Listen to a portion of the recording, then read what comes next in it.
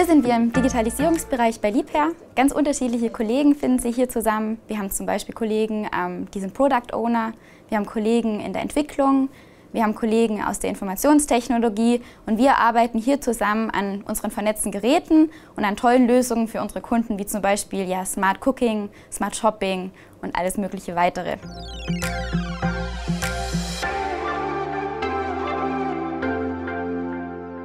Die Nutzungsgewohnheiten unserer Kunden haben sich in den letzten Jahren sehr geändert. Man kennt das, glaube ich, auch wirklich von sich selber. Man hat für alles eine App. Man möchte auch alles jederzeit, überall, am besten auch noch individuell.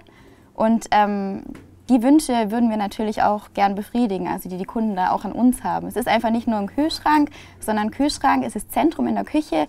Man kocht mit Freunden, man kocht für sich, man hat aber auch weniger Zeit zum Kochen, aber auch zum Einkaufen gleichzeitig. Und da möchten wir ansitzen, da möchten wir unseren Kunden eben helfen.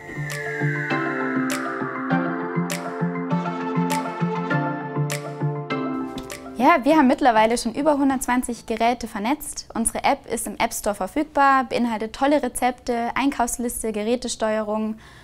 Ja, digitale Trends sind für uns enorm von Bedeutung. Wir sind dran an allem, was es auf dem Markt gibt. Wir zeigen auch schon diverse Prototypen auf Messen. Das Team wächst immer weiter. Wir sind auch wirklich ein tolles Team. Wir sind alle engagiert und motiviert dabei.